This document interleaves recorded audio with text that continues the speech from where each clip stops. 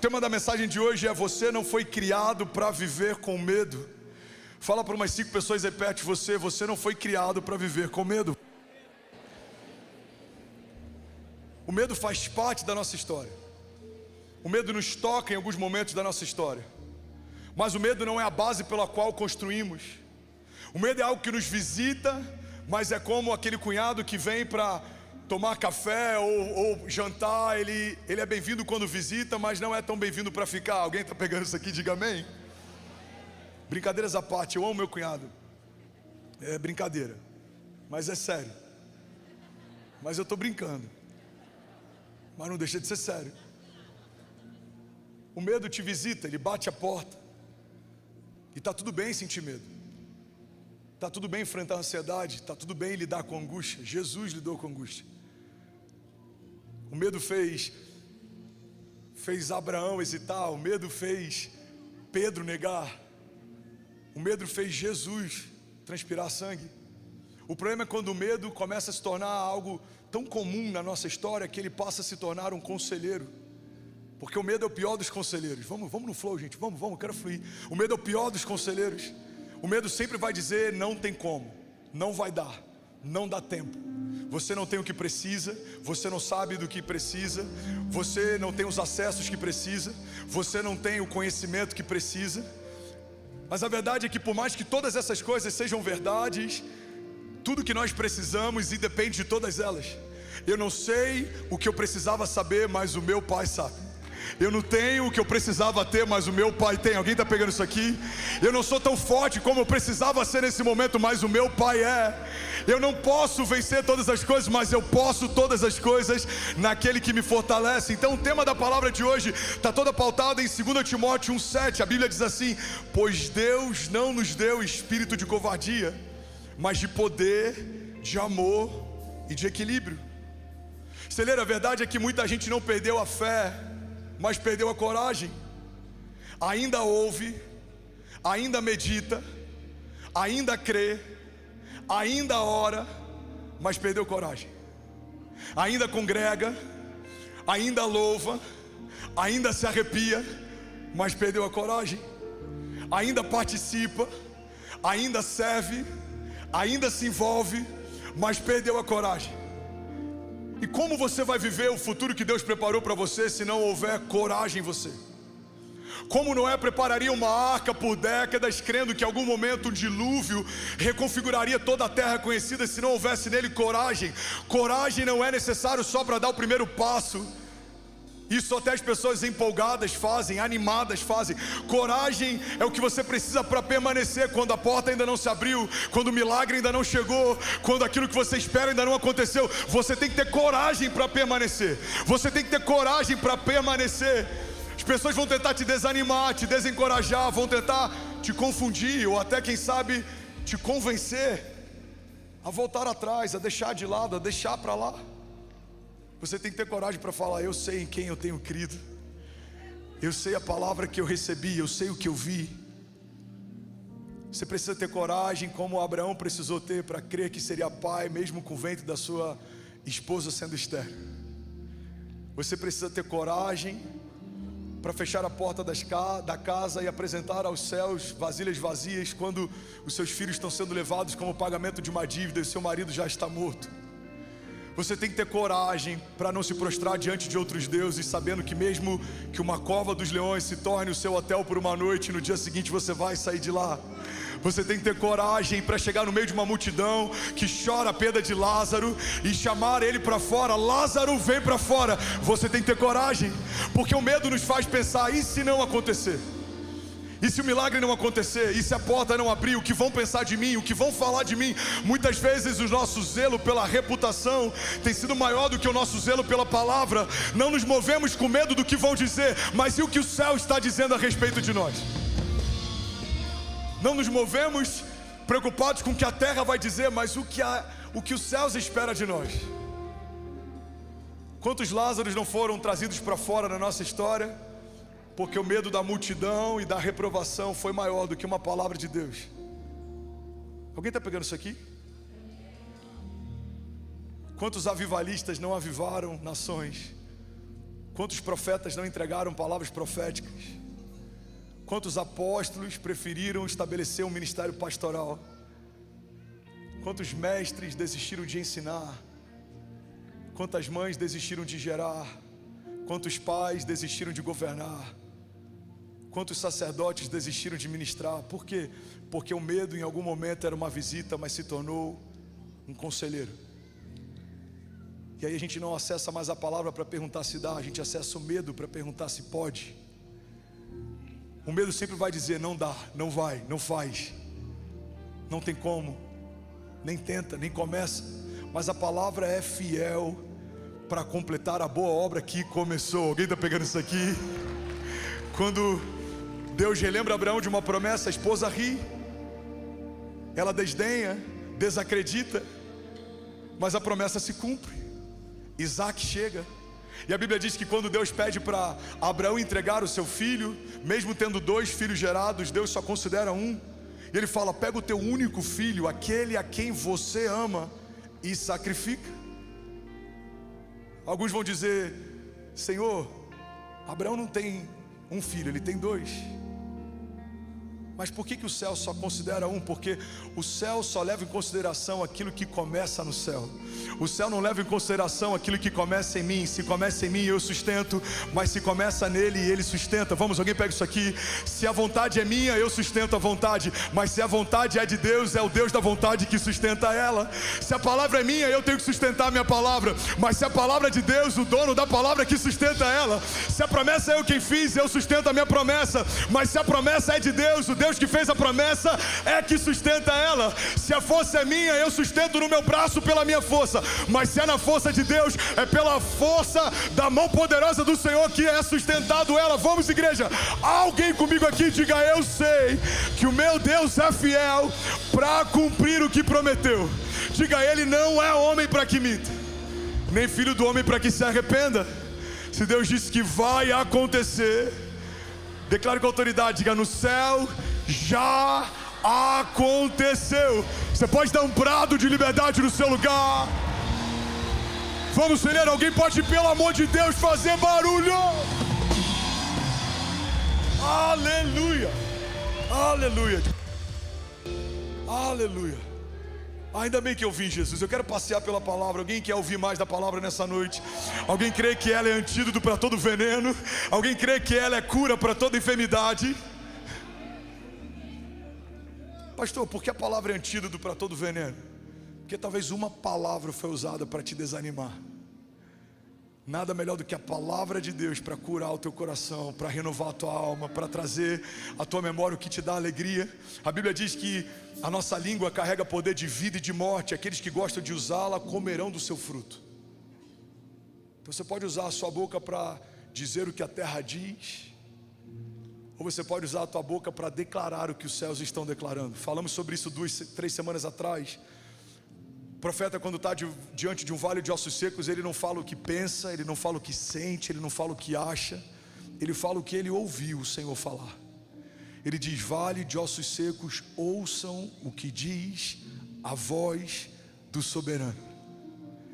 E é sobre esse texto que a gente vai passear nessa noite. 2 Timóteo 1,7.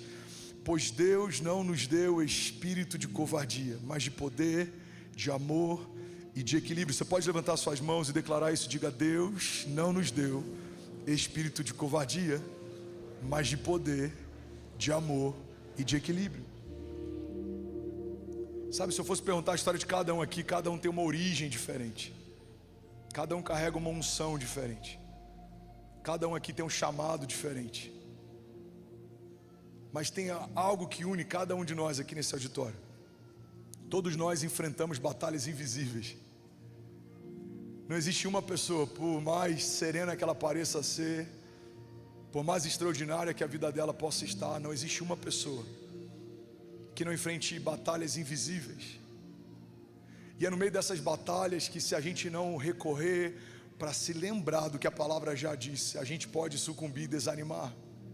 Eu costumo dizer, irmão, que a maior parte das pessoas que desanimam mais por falta de memória do que por falta de fé. Porque é impossível lembrarmos dos feitos de Deus no passado e termos dúvida a respeito do que Ele vai fazer no futuro. É impossível a gente lembrar que ele abriu o mar para o povo dele passar, ou que ele derramou pragas sobre um povo que não liberava o seu povo cativo. É impossível não termos fé lembrando que dos céus ele fez descer pão, que da rocha ele fez brotar água. É impossível lermos o que ele fez com Daniel na cova dos leões, ou o que ele fez com José no meio de um poço, ou o que ele fez com Sadraque, Mesaque e Abidnego no meio de uma fornalha, ou o que ele fez com Noé no meio de um dilúvio, ou o que ele fez com tantos outros heróis da fé, e nós não temos a nossa fé revigorada. O problema é que muitas vezes meditamos mais no noticiário do que na palavra de Deus. Muitas vezes nós nos encharcamos de mais notícias, fazemos das nossas crises o nosso devocional, mas a palavra de Deus, ela nos aconselha: traga à sua memória aquilo que te dá esperança. Lembra, filho, o que eu disse a teu respeito. Lembra do que eu derramei sobre você. Lembra do que eu estabeleci quando nada existia. Lembra do que eu te prometi quando nada disso estava acontecendo. Eu sou o mesmo Deus ontem, eu continuo sendo o mesmo Deus hoje e continuo para sempre sendo quem eu sou. Não vou de encontro ao meu caráter, não posso ferir a minha palavra. Eu sou o que sou, diz o Senhor. Alguém comigo diga amém. E o inimigo, ele entendeu que ele não precisa destruir você, ele só precisa intimidar você. Um homem intimidado, ele é mais ineficaz, estéril do que um homem quebrado, um homem cansado, um homem ferido. Homens feridos ainda vencem batalhas, homens intimidados nem querem entrar nelas. Homens quebrados ainda estão disponíveis para ir para a casa do oleiro, serão refeitos. Homens intimidados fogem das mãos dele. Homens frustrados que encontraram em Deus escape, carregam cicatrizes e um bom testemunho. Homens intimidados reclamam de toda a crise, todo o deserto, toda a falta.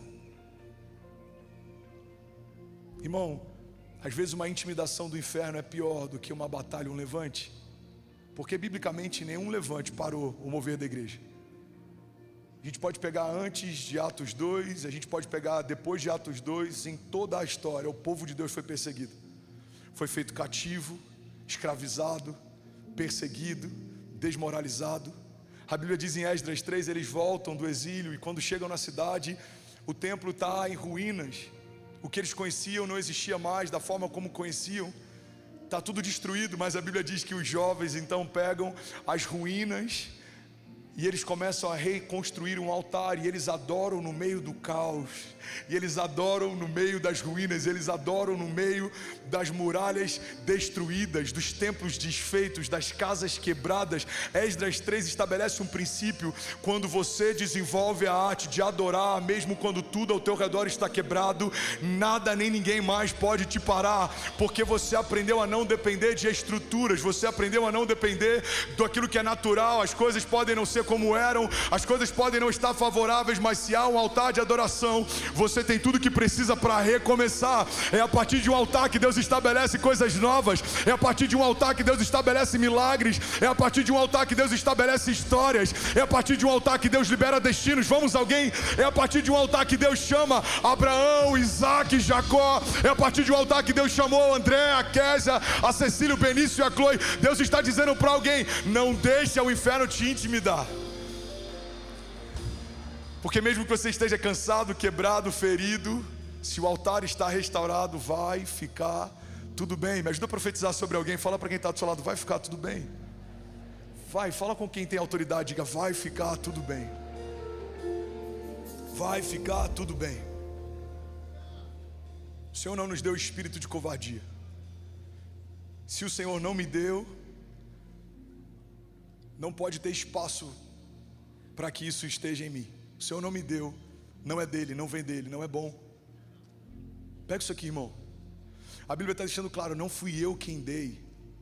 Esse drive não fui eu quem instalei. Não faz parte do meu caráter, não faz parte de mim. Eu não sou um Deus covarde, eu sou um Deus bom, eu sou generoso, eu sou benigno, eu sou bondoso.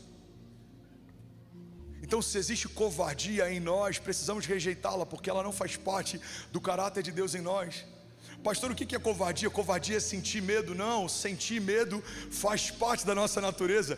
Covardia é deixar o medo se tornar um conselheiro. É como a diferença entre pecado e iniquidade. Pecado é quando eu cometo algo que fere a santidade de Deus. Iniquidade é quando eu estabeleço uma cultura de pecado.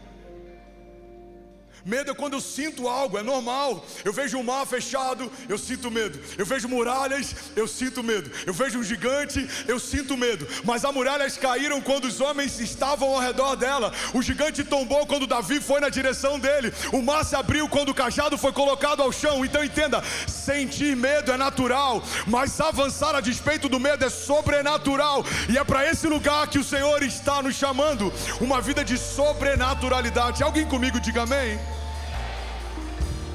Porque que desperdício seria a história de alguém que foi escrita pelas mãos de um Deus todo-poderoso, mas que não tem nos seus capítulos nada que expresse todo o poder de Deus. Ele é um Deus todo-poderoso, mas ao escrever a tua história, você não vai ver todo o poder dele? Não, pastor, eu quero ver todo o poder do Deus todo-poderoso ao escrever a minha história. Então aperte os cintos, se prepare. Porque para ele se revelar como Jeová Rafa, o Deus que cura, vai ter alguma enfermidade no meio da nossa jornada. Para ele se revelar como Jeová Jireh, o Deus que provê, vai ter alguma estação de falta e escassez na nossa jornada. Para ele se revelar como Emanuel, o Deus que está conosco, vai ter algum momento que você vai se sentir só e ele vai se descortinar para você no meio do teu dia mau. O que eu quero dizer, irmão, que a gente só consegue ter a revelação de todo o poder de Deus quando somos testados e tentados e provados em toda e qualquer circunstância. Isso é maravilhoso, porque isso faz com que a gente não se torne um homem comum, mas faz com que Deus escreva em nós uma história digna do próprio Deus. Deus está chamando homens que querem fazer história com Ele. Deus está chamando homens e mulheres que querem viver a plenitude das promessas dele. Você não foi chamado para ser mediano na sua jornada com Deus. Você não quer ser mediano no seu trabalho, você não quer ser mediano na sua empresa, você não quer ser mediano na sua vida financeira, você não quer ser mediano na sua vida amorosa. Por que seríamos então medianos na nossa jornada de fé? Porque nos contentaríamos com qualquer coisa abaixo daquilo que ele preparou para nós. Eu quero tudo, irmão. Eu quero os milagres, eu quero os livramentos, eu quero o escape, eu quero socorro, eu quero autoridade, eu quero a unção, eu quero a presença, eu quero a intimidade, porque existe uma jornada muito curta, e nessa jornada algo está sendo estabelecido, e aquilo que está sendo estabelecido nesse tempo presente, Paulo diz que está gerando em nós uma glória eterna, que pesa mais do que todas essas coisas, do que todo sofrimento leve e momentâneo. Alguém comigo diga amém? Então entenda, covardia não é sentir medo. Você não é covarde quando sente medo. Você se torna covarde quando deixa o medo decidir a tua história. Pastor, o médico disse que eu não posso gerar, eu estou com medo. Tá tudo bem sentir medo, mas não dá para você desistir de gerar se Deus te disse que você geraria. Isso é covardia. Aceitar o caminho mais fácil. Qual é o caminho mais fácil, pastor? Você acha que é fácil para mim aceitar que não vou ser mãe? Você acha que é fácil para mim aceitar que não vou ser pai? Você acha que é fácil? Não, não, o caminho mais fácil é todo o caminho que me poupa de um caminho de sacrifício, de entrega absoluta. É mais fácil aceitarmos a sentença da terra do que perseguirmos uma resposta do céu. Era mais fácil a viúva aceitar a ideia de que os filhos foram levados como pagamento da dívida. Ela poderia se lamentar e todo mundo teria dó dela. 20 anos depois, alguém ia sentar do lado dela e falar: por que você está triste? Levaram os meus filhos como pagamento de uma dívida, meu marido morreu, eu sou uma viúva, não tenho nada. Todos teriam compaixão dela, mas a Bíblia não diz que ela aceitou isso como destino final. A Bíblia diz que ela recorreu ao profeta, ela clamou ao céu, ela buscou uma direção, ela foi em busca de uma resposta. E quando ela vai ao profeta, o profeta fala: olha, recolha vasilhas vazias, muitas, não poucas, fecha a porta da tua casa e clama a Deus, e os céus responderão. E a Bíblia diz que é isso que ela faz. Ela pega vasilhas vazias, ela fecha a porta da casa, ela se apresenta a Deus e ela, em obediência, crê que algo vai acontecer. E adivinha, algo aconteceu. A Bíblia diz que o óleo então escorre do céu sobre a terra, a dívida é paga e ela viveu com aquilo que sobrou. Abraão não é o pai da fé, apenas porque foi pai, mesmo a sua esposa não podendo gerar, muitas outras mulheres que não podiam gerar, geraram filhos, e nem por isso seus maridos se tornaram pais da fé. Abraão não é considerado pai da fé quando tem ousadia para mudar de geografia. Muitos de nós fizemos isso. Alguns aqui mudaram de geografia só porque o mercado era melhor no lugar que você se mudou, ou porque tinha uma oportunidade de trabalho, ou porque você queria dar um lugar melhor para a tua família. Mudar de geografia não te torna pai da fé. Mas o que faz o homem comum de uma nação idólatra ser chamado por Deus de pai da fé? Ele entregou tudo o que ele mais desejava com alegria. E quando Deus viu que ele estava disposto a entregar, Deus disse que ele podia ter, porque esse é o princípio. Você pode ter tudo o que você está disposto a entregar. Você está pegando isso aqui? Então entenda isso.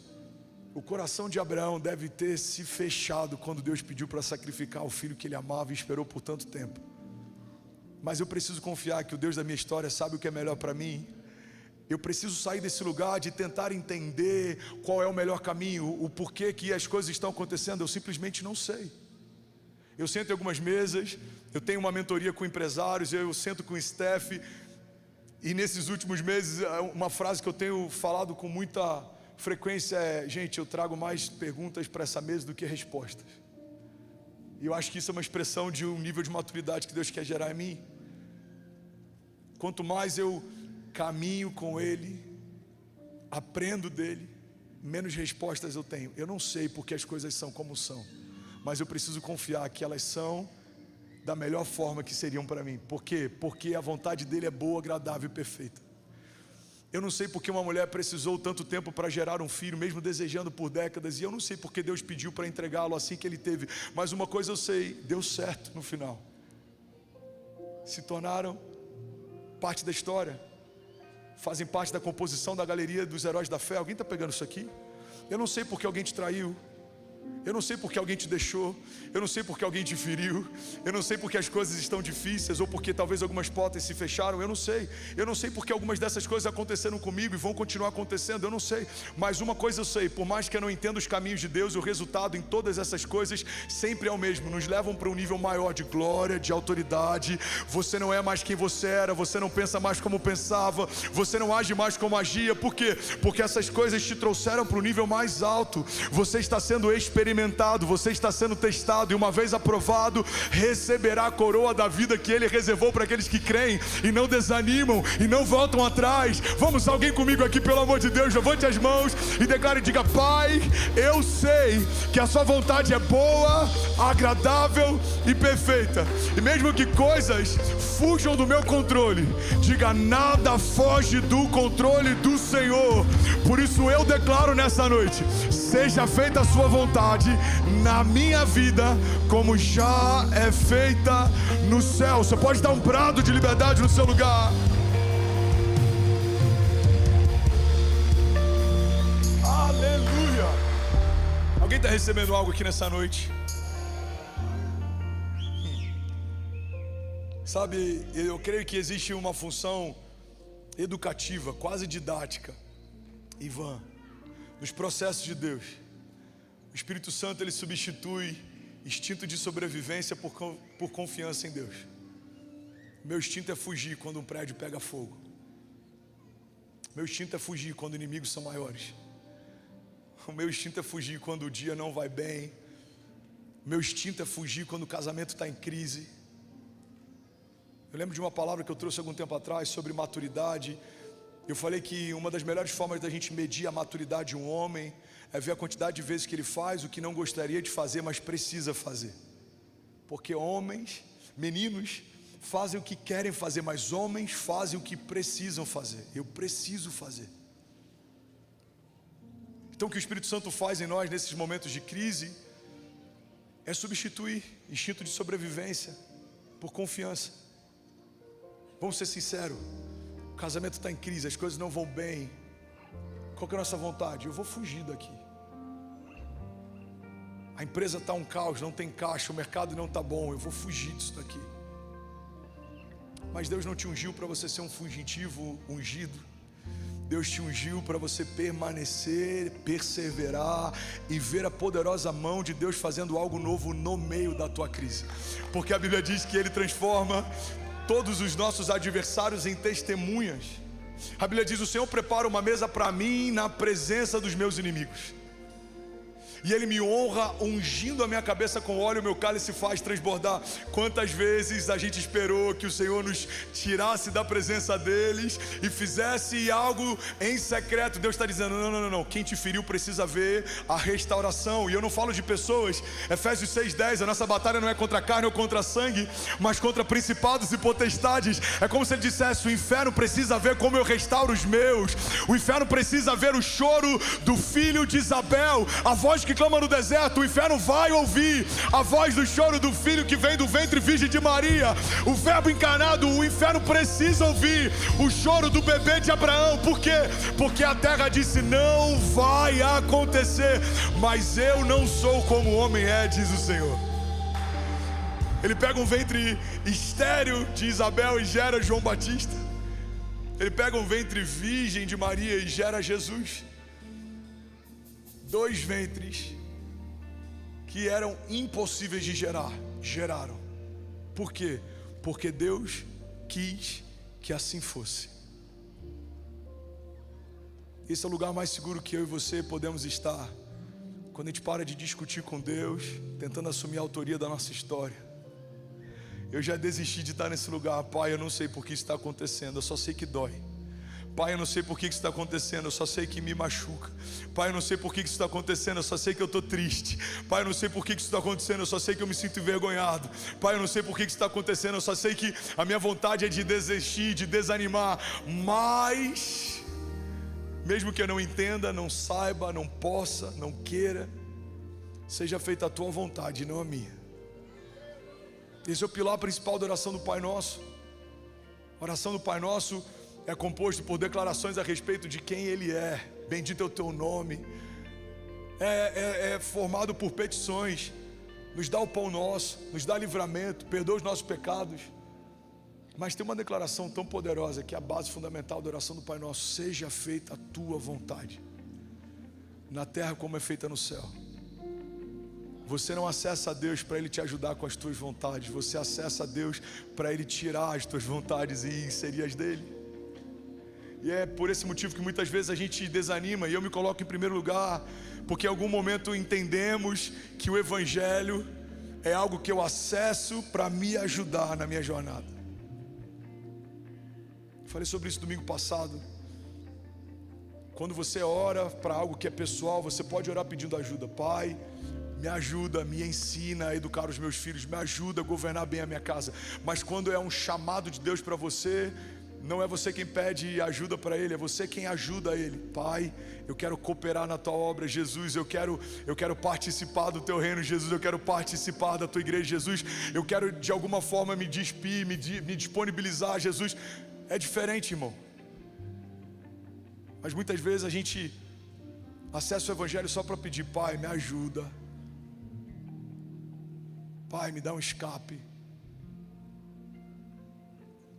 Jesus, Ele está transpirando sangue, Ele está a algumas horas de ser entregue, Ele está a algumas horas de ser crucificado. Ele faz um pedido para o Pai: Pai, se possível for, afasta de mim esse cálice. O cálice que Jesus pediu um afastamento não era um cálice de dor. Outros mártires enfrentaram o que Ele enfrentou também. O cálice que Ele está prestes a tomar não fala a respeito de humilhação.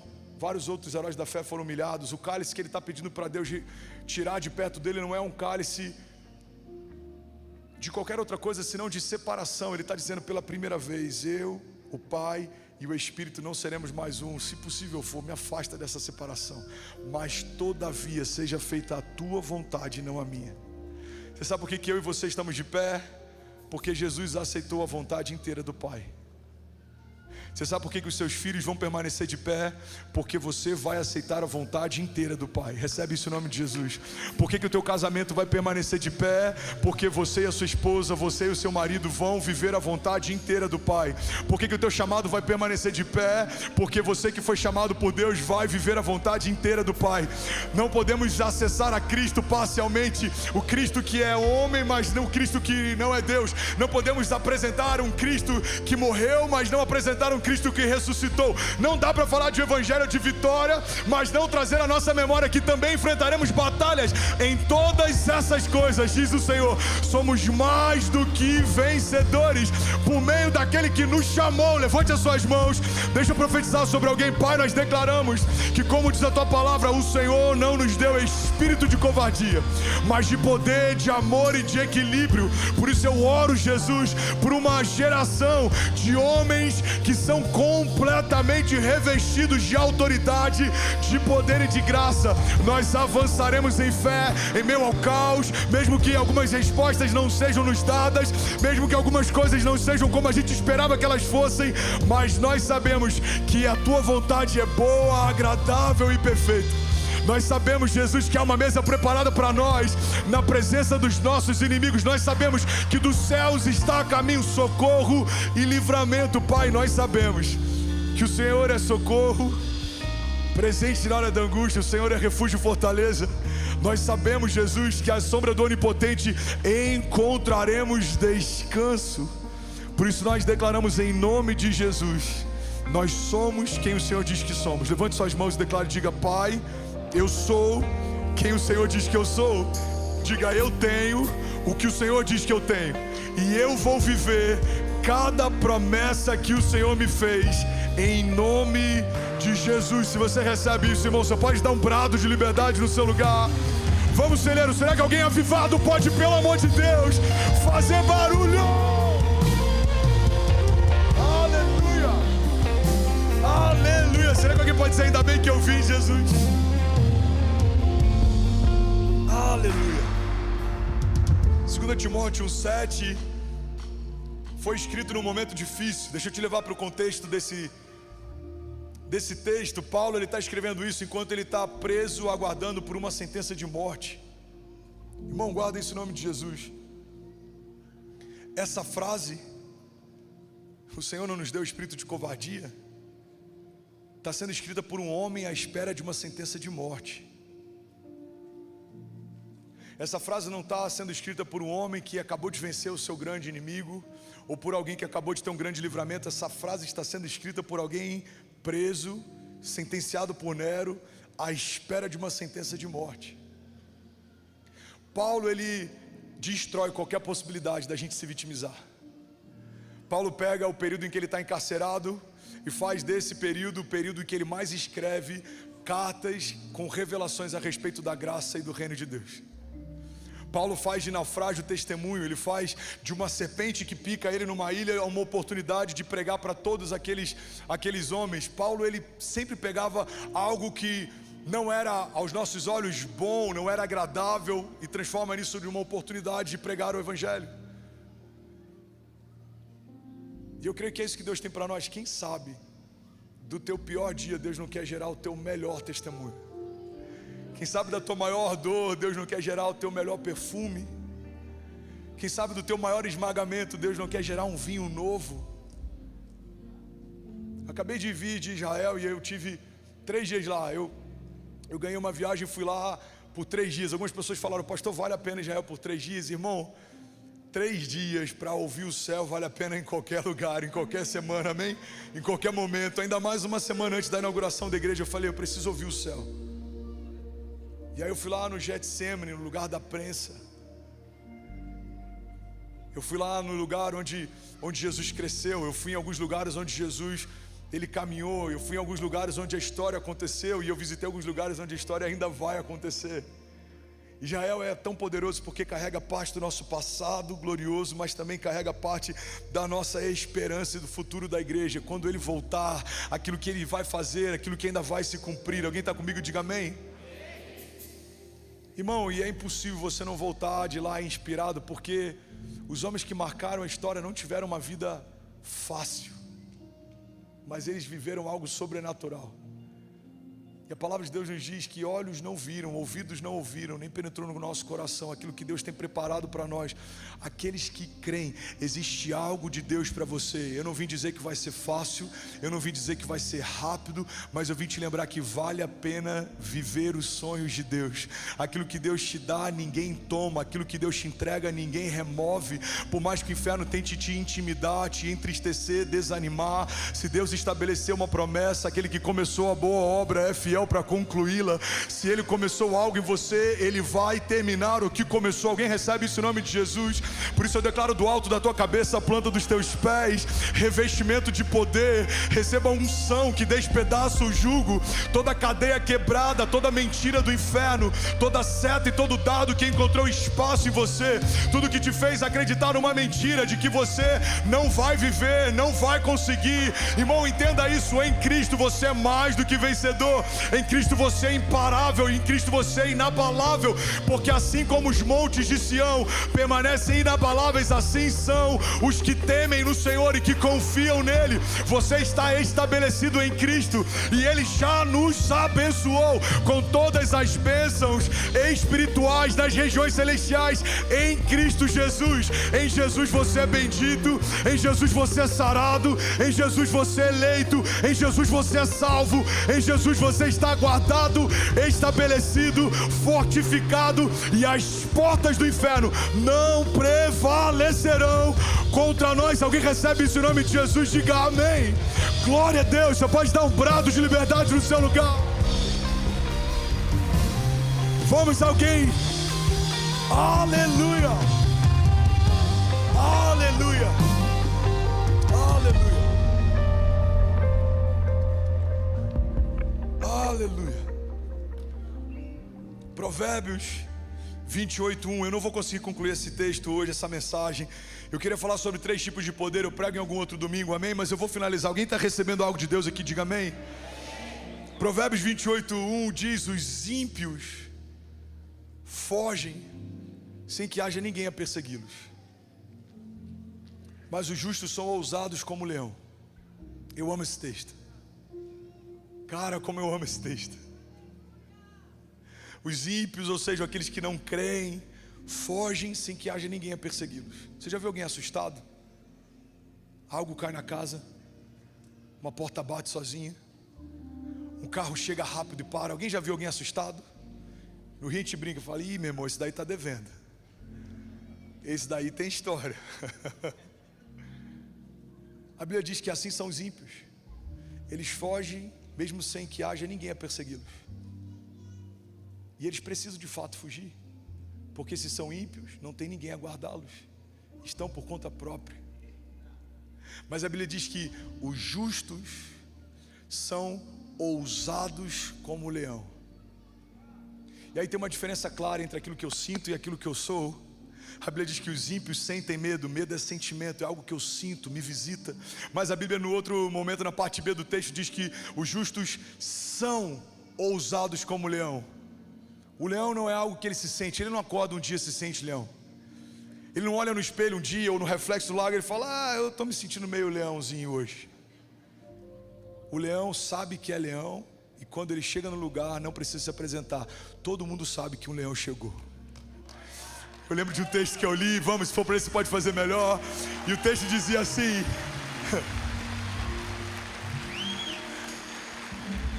o leão não é o mais rápido dos animais, o leão não é o maior dos animais, o leão não é o mais pesado dos animais, mas quando o leão entra na sala, todo mundo sabe que ele chegou.